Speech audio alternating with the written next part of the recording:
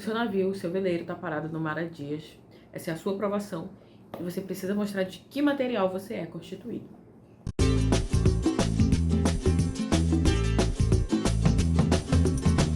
Olá, eu sou a Luma Carneiro aqui do canal Nuvens no Café e este canal também tem um perfil no Instagram e por lá eu posto todas as minhas resenhas. Por aqui eu só trago as que eu mais gosto ou, sei lá, as que mais me cativaram por algum motivo, mas por lá, se eu li, tem algum registrozinho por lá. Hoje a gente vai falar de novo sobre o Joseph Conrad, acho que já deu pra ver que ele é, assim, um dos meus autores favoritos, mas hoje eu vim falar, assim, bem menos do que eu costumo falar sobre ele, até porque o livro também não vai exigir muito como um Lord Jam ou um Coração das Trevas.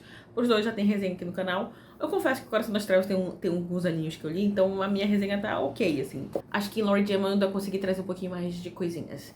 Mas enfim, vamos de A Linha de Sombra e, obviamente, essa minha edição aqui é do box do Joseph Conrad, dividido pela Amazon. Vou deixar aqui também, enfim, mostrando só o box pra gente ter uma ideia de como é. Eu já tinha lido O Coração das Trevas muito antes de sair esse box, mas, enfim, o Lord Jam e o A Linha de Sombra são desse box. O Joseph Conrad escreveu essa história em 1917. Sim, estamos no meio da Primeira Guerra Mundial, que inclusive é o próximo vídeo do canal. Sobre o próximo vídeo do canal, vou falar um pouquinho também sobre o pré-Primeira Guerra. Então, se você estiver vendo um pouquinho no futuro esse vídeo da data de lançamento, eu recomendaria o próximo vídeo do canal. Mas é só uma recomendação. Então, o que a gente tem aqui? No início, já de cara, a gente tem um protagonista sem nome. Do início ao fim, como o nome do livro é A Linha de Sombra, que uma confissão, ele realmente essa pessoa está abrindo o coração dela pra gente. E vamos supor, assim, que quando você abre o seu coração, você não vai se apresentar primeiro, né? Geralmente a pessoa já te conhece pra você estar na fase da confissão. Então, eu acho que é um pouco disso também. É uma coisa tão intimista que ele nem se apresenta. Mas também eu acho que serve pra gente se pôr no lugar dele também. É mais fácil a gente pensar, caramba, aquela pessoa passou por isso, mas aquela pessoa sem nome, meio que sem rosto, e que eu poderia emprestar o meu nome e o meu rosto pra algumas situações que ele vai passar por aqui, por exemplo. E quais são essas situações? Bom, o título, ele já entrega, digamos assim, o significado desse título já no início, e eu vou ler, tá? Porque é tão bonito. Assim, gente, acho que as 2 primeiras páginas desse livro é muito bonita, assim, quase poesia, ao menos pra mim, e eu recomendo muito que você leia. Não o Joseph Conrad, ele tem alguns livros mais complexos, mas esse, além de ser menor, ele é realmente mais simples, ele tem uma linguagem mais simples. Então, não que eu seja uma expert em Conrad, mas se eu fosse recomendar pra alguém por onde começar, com certeza seria por Linha de Sombra, ou A Linha de Sombra. Ó, eu poderia ler toda essa página aqui, tá? Porque é muito bonita realmente, mas eu vou ler só a parte do A Linha de Sombra que nos interessa. Sim, prosseguimos. E o tempo também prossegue, até que percebemos à nossa frente uma linha de sombra, advertindo que a região da tenra juventude, também ela, deve ser deixada para trás. E só para ter conexão realmente com o início, com a primeira frase desse livro, lembra que então que a linha de sombra é esse momento onde a nossa tenra juventude tem que ser deixada para trás, como eu acabei de ler, mas também no sentido de que o que vem adiante, então. E aí ele vai dizer aqui no início, primeira linha, ele diz assim: só os jovens têm desses momentos. Não me refiro aos muito jovens, não. Os muito jovens não têm, propriamente falando, nenhum momento. É o privilégio da tenra juventude viver à frente de seus dias em toda a bela continuidade de uma esperança que não conhece pausas nem introspecção. O que vem então? O que o Conrad está querendo dizer pra gente é que essa história vai partir de um momento onde ele vai sair da tenra juventude e vai adentrar a mocidade tardia. Obviamente que é um momento da vida onde mais responsabilidade é cobrada da gente, mais maturidade. Então, é esse momento que a gente vai presenciar na vida do nosso protagonista aqui. Na verdade mesmo, o início da história, ele tá querendo sair dessa vida. Ele é um marinheiro. Eu acreditaria que ele é o imediato, mas ele não diz exatamente o que ele é. O que é o imediato é a segunda pessoa em comando do navio. Mas, enfim, não sabemos exatamente qual era a função dele no navio que ele trabalhava, mas ele tá cansado daquilo. Ele vai dizer, olha, gente, pode ser, talvez fosse um capricho meu, e eu reconheceria na época que talvez fosse um capricho meu, mas era o que eu sentia. Era um tédio, era uma insatisfação, uma frustração, uma vontade de sair dali, de começar algo que eu nem sequer sabia o que era, e não sentia necessariamente um chamado para tal ação, para tal coisa, para tal lugar, ele só não queria mais estar ali. Então, digamos que ele pede as contas e ele vai para um hotel, para uma hospedagem própria para os marinheiros. Chegando ali, ele pode ficar uns dias ali, e ali ele encontra o capitão, com quem ele tem uma certa proximidade, e o capitão começa a dizer para ele, depois de 2 dias, olha, tem alguma coisa rolando aí nos bastidores aqui, e eu acho que também com você, se eu fosse você, ficava de olho. Só que no início ele não quer nem saber, porque ele diz assim, olha, essa vida não é mais minha, essa vida no mar, do mar, não é mais para mim. Ah, então seja lá o que for que estiver rolando, eu não quero saber. Só que esse outro capitão, ele fica tanto no ouvido dele que ele diz assim, ah, quer saber? Tá, vamos ver o que que é. Ele vai descobrindo aos poucos que tem um navio que tá atracado em Bangkok e que ele precisa ir pra lá, porque, na verdade, ele foi requerido, assim. Digamos que ele já deu baixa, mas todo o processo leva mais tempo do que se supõe. Então, estão contando com ele pra ir lá, né, buscar esse navio e trazer pra Londres de volta. E lá ele vai ser, então, digamos assim, oficializado como capitão daquele navio. Aí a coisa muda de figura, né? Uma coisa é ele ser imediato de navio e não ter nenhum navio ou outra vista, nenhum veleiro que fosse, ou sei lá, não sei se. Tipo, eu não sei se na época, em 1917, uma pessoa que trabalhava em veleiros poderia ser já colocada como capitão de um navio a vapor, por exemplo. Mas enfim, de qualquer forma, a coisa muda de figura. Peraí, né? Todo o panorama mudou porque agora eu vou comandar algo. Algo que eu já sei, algo que eu já tenho referência, algo que eu já tenho experiência. Então, ele meio que se apaixona à distância por esse veleiro que tá lá longe, Bangkok. E ele precisa ir pra lá rapidamente. E no processo ele mesmo vai percebendo que ele tá romantizando uma situação, talvez, mas ele também não consegue muito evitar isso, não. E é engraçado, né? Porque quando ele chega lá, ele senta lá numa cadeira, e é engraçado porque ele vai pensar quase que numa dinastia, talvez, numa linhagem monárquica, assim, sabe? Quantas pessoas sentaram naquela cadeira, comandaram aquele navio, quantos capitães, então ele se sente parte dessa linhagem, e como se toda aquela linhagem também estivesse presente nele naquele momento. Tá viajando legal, né? Ele conhece o imediato, e ele não se dá muito bem de cara, não, com esse imediato, porque a gente não sabe exatamente por que nesse início, mas assim, ok, eu te dou as informações que você precisa, pode me perguntar. Ele não tenta sabotar em nenhum momento, mas também não viraram grandes amigos da noite pro dia. Esse próprio imediato, antes deles partirem então nessa viagem de volta, ele começa a adoecer um pouquinho com febre e tal, mas ele vai ter que ser levado ao mar porque o nosso protagonista, ele quer sair, ele quer estar no mar porque ele acha que no mar ele vai estar distante de todos aqueles problemas que tem um pouco ali no cais, digamos assim. Então ele quer o mar é a rota de fuga dele desses problemas. Nem que para isso ele precise levar esse imediato que tá um pouco febril, tá um pouco não, né? Tá até com um certo perigo e tal, mas ele quer levar, ele tem remédios propícios para isso de estoque lá, então ele quer isso. E aí começa o nosso grande problema, porque ele é atacado em várias frentes. Numa delas, não há vento. E se a gente tá falando de um navio veleiro, não sei se dá pra falar só veleiro ou navio veleiro, enfim, mas a gente precisa de vento para que as velas se movam, para que as velas movam o barco. Então, há pouquíssimo vento e quando o vento aparece, às vezes mais afasta da rota do que aproxima. Então, eles estão meio estagnados mesmo. Isso é numa frente, porque na outra, aquela febre que estava só com o capitão contaminou lá toda a tripulação. É algo parecido com malária, provavelmente, uma febre tropical. Não há exatamente um nome para isso no livro, mas subentende-se que é algo parecido. E agora esse jovem capitão precisa provar, então, do que ele é feito, né? Do material que ele é constituído. Porque já na primeira viagem dele, ele pega, né, esse problema. Mas não só isso, é quase um toque sobrenatural nessa história. Não chega a ser um toque sobrenatural, porque, obviamente, que o imediato tá ardendo em febre, ele tá um pouco delirando. Ou não, talvez, porque ele comenta um pouco sobre como era a vida do ex-capitão.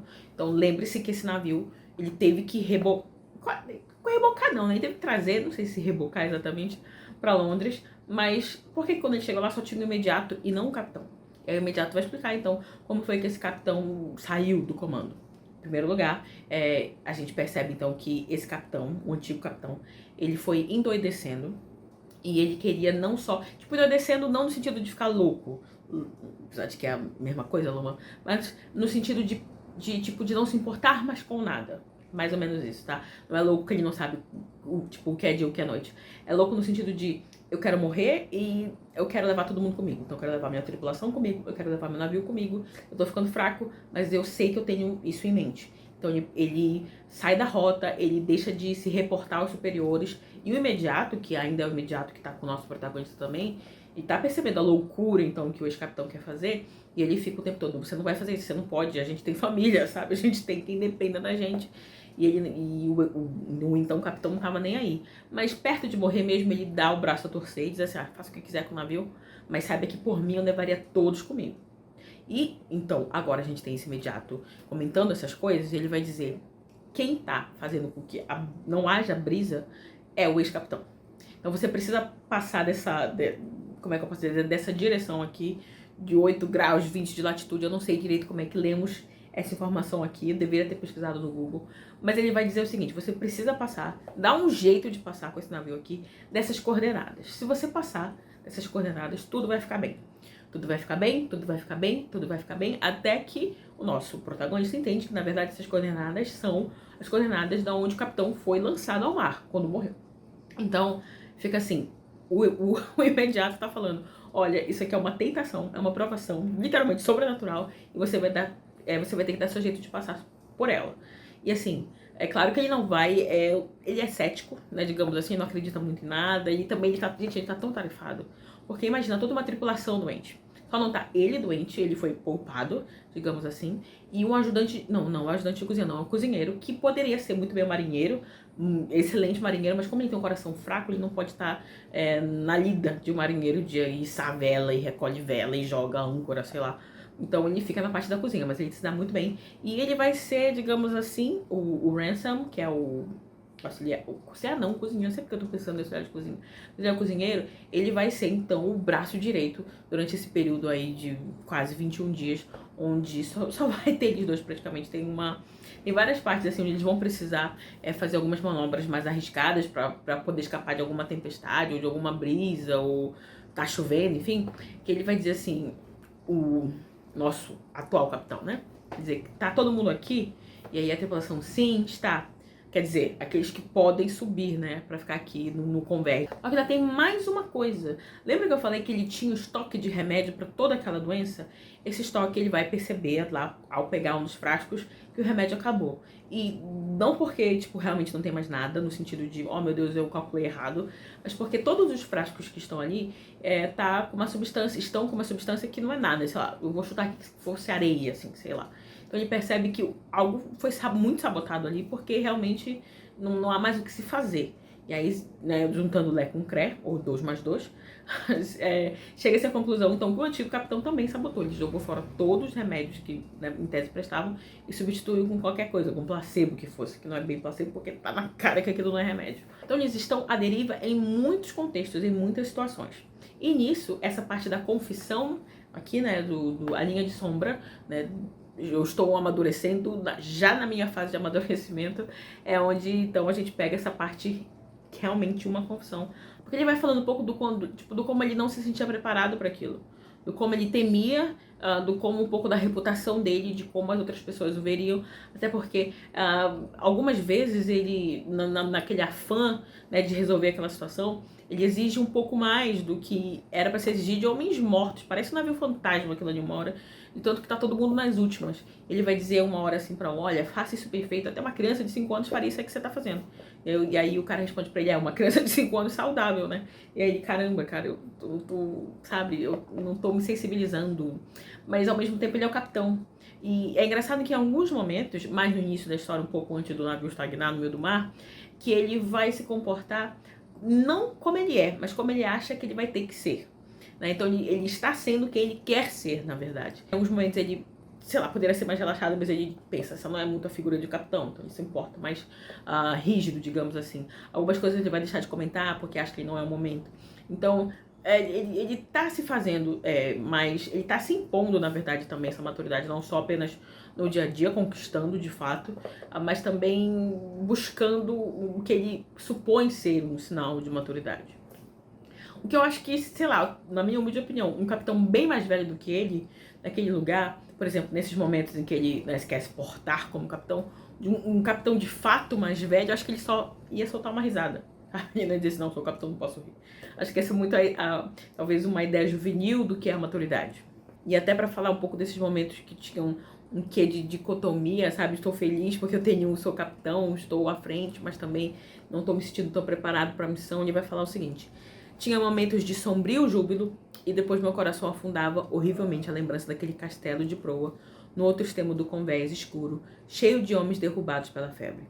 Alguns deles morriam, por minha culpa, mas não importava, o remorso tinha de esperar e eu precisava navegar. Então era isso, olha, o remorso vai vir depois, tá? Porque agora eu preciso dar um jeito de tirar esse navio daqui. Vem um momento de brisa, vem um momento de chuva, mas assim, tipo, na verdade tá tão escuro, eles não veem muita coisa, mas eles sentem que o momento tá chegando, alguma coisa tá chegando. Então, todos eles, de novo, estão ali em cima, estão se preparando, não veem nada na frente do nariz, de uma hora que até as estrelas, digamos assim, somem, eles não sabem direito o que vai acontecer. É incomum o que está acontecendo ali, de fato e de verdade.